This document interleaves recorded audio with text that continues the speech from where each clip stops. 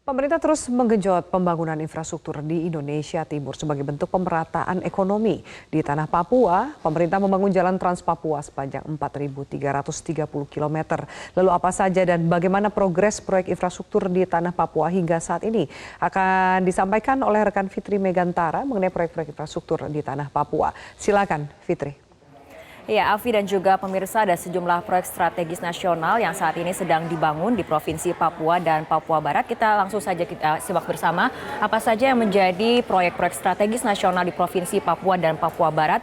Ada 3, yaitu pembangunan Jalan Trans Papua, di mana kita akan memfokuskan mengenai bagaimana progres pembangunan Jalan Trans Papua hingga saat ini. Yang kemudian yang kedua adalah Jalan Lintas Perbatasan dan menuju Lintas Batas. Dan yang ketiga adalah pembangunan Pos Lintas Batas Negara atau PLBN. Sebetulnya berapa anggaran yang dikucurkan untuk pembangunan infrastruktur di Provinsi Papua dan Papua Barat, di mana anggarannya meliputi sumber daya air, jalan dan jembatan, permukiman dan juga perumahan. Kita akan fokus pada Provinsi Papua terlebih dahulu. Kita lihat di 3 tahun terakhir. Di tahun 2015 ada anggaran yang dikucurkan 5,66 triliun rupiah. Di tahun 2016 ada dana 5,06 triliun rupiah. Dan di tahun 2017 ada dana sekitar 4,96 triliun rupiah. Bagaimana dengan Provinsi Papua Barat? Kita simak bersama anggaran yang kemudian dikucurkan selama 3 tahun terakhir dari tahun 2015 hingga 2017. Kita lihat bersama di tahun 2015 ada dana 3,96 triliun rupiah.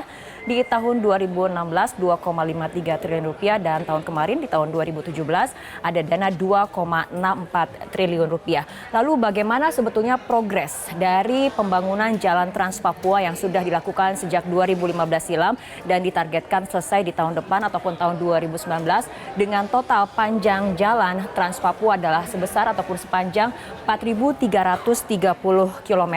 Kita lihat untuk di Provinsi Papua ada total panjang jalan yang akan dibangun yaitu 3.259 km dan sampai saat ini baru tersambung 2.905,75 km.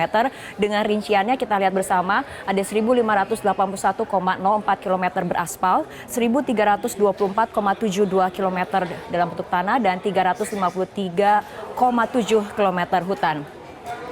Selanjutnya untuk di Provinsi Papua Barat, progres pembangunan jalan sudah tersambung seluruhnya, yaitu sepanjang 1070,62 km, di mana terbagi menjadi 2 segmen. Untuk segmen yang pertama menyambungkan Sorong, Mebrat, Manokwari sepanjang 594,81 km dengan rincian 77% beraspal dan 23% tanah. Di segmen yang kedua yang menyambungkan Manokwari, Mameh, Wasior, dan batas provinsi yaitu dengan panjang 475,81 km dengan rincian 70% beraspal dan 30% tanah. Apa sebetulnya yang menjadi tujuan adanya berbagai macam progres ataupun pembangunan infrastruktur terutama di tanah Papua? Ada 3 yang menjadi tujuan utama, yaitu membuka keterisolasian daerah-daerah terpencil seperti tadi Anda katakan, sehingga adanya pemerataan ekonomi terutama di tanah Papua, dan juga mengurangi biaya sehingga kemudian bisa menekan biaya-biaya kebutuhan pokok di tanah Papua sehingga daya beli masyarakat juga semakin meningkat, dan yang terakhir adalah meningkatkan kualitas hidup masyarakat. Ya, Afi, demikian bagaimana progres dari sejumlah proyek strategis nasional yang saat ini sedang digenjot, dibangun di tanah Papua. Kini kita kembali ke studio bersama Afiani Malik. Afi, silakan. Baik, terima kasih atas informasinya rekan Fitri Megantara di Metro.